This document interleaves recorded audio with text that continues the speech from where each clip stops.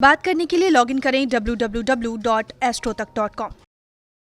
जय माता दी मित्रों, मैं एस्ट्रो राजेश शर्मा astrotak.com के नवीनतम कार्यक्रम में आप सभी दर्शकों का एक बार पुनः हार्दिक स्वागत करता हूं, हार्दिक अभिनंदन करता हूं।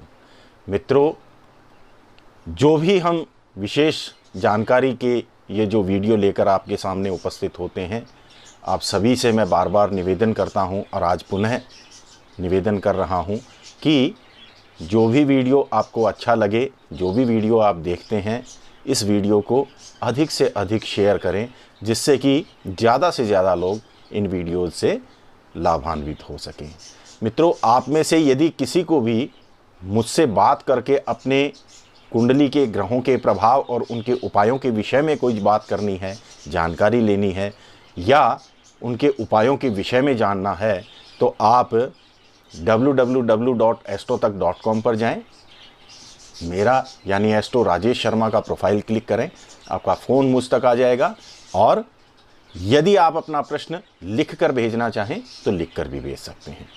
मित्रों, इस वक्त श्रावण मास, भगवान भोलेनाथ का बहुत ही पवित्र मास इस वक्त चल रहा है और इस मास में अनेक प्रकार के अनुष्ठान, पूजा इत्यादि सभी लोग करते हैं। जो साधु सन्यासी होते हैं वे अपने तरीके से और विशेष पूजा आराधना करते हैं, कुछ अपने अनुष्ठानों में और तपस्या इत्यादि में व्यस्त होते हैं, और जो गृहस्थ घर गृहस्थी वाले जो होते हैं वो अपने हिसाब से पूजा पाठ करते हैं।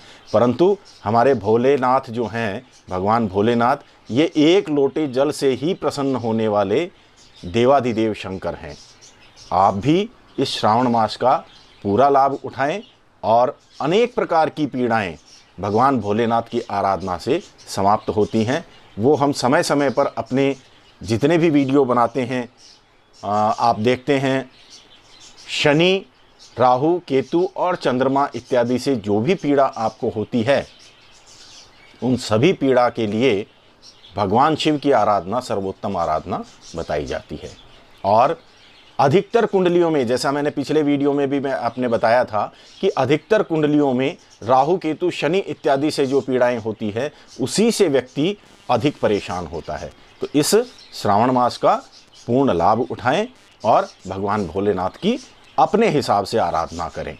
बहुत सारे प्रश्न मेरे पास आ रहे हैं कि शिवालय में किस प्रकार से पूजा करें। शिवालय में यानी आप अपने घर के आसपास जिस भी मंदिर में जाते हैं तो वहाँ पर किस प्रकार से पूजा करें। मित्रों, एक मैं आपको आज अपना अनुभव बता रहा हूँ, जो मैंने अपना अनुभव महसूस किया है वो मैं बता रहा हूँ।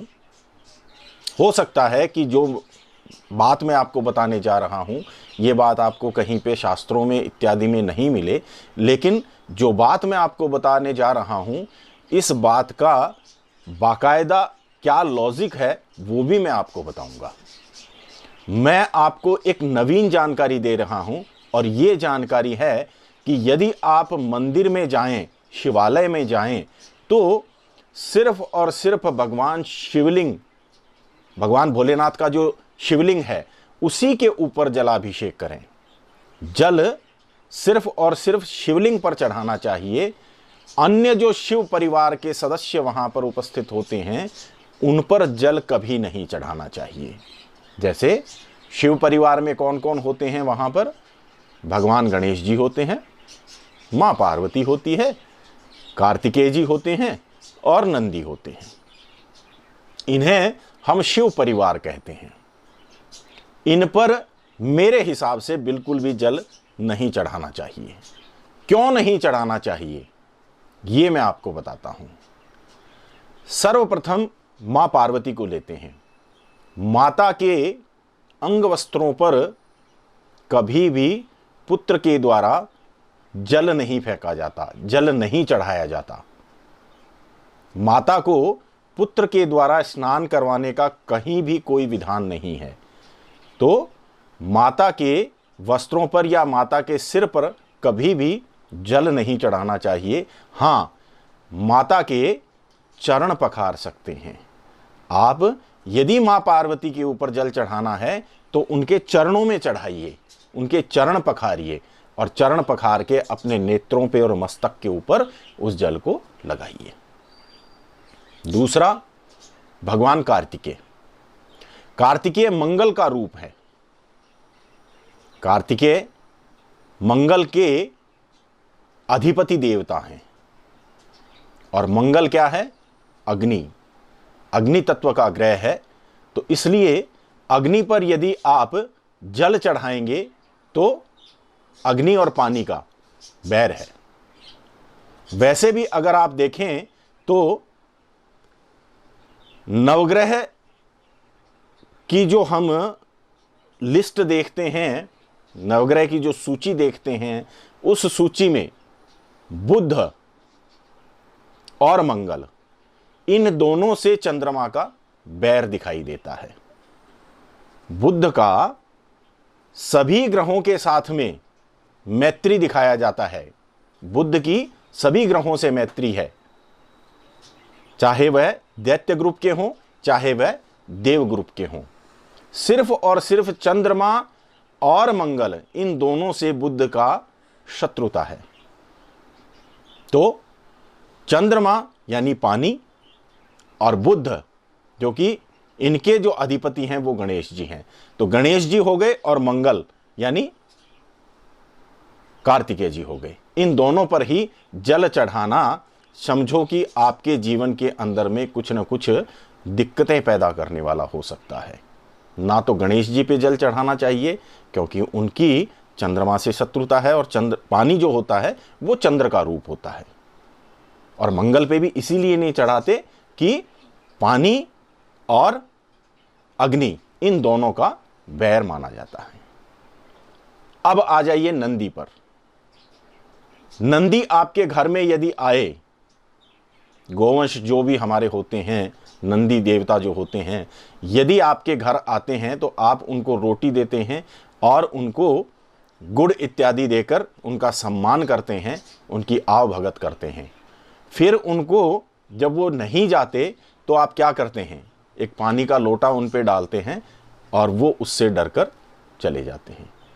तो नंदी भी पानी से डरता है, पानी से द्वेष मानता है, इसलिए नंदी पर भी पानी नहीं चढ़ाना चाहिए।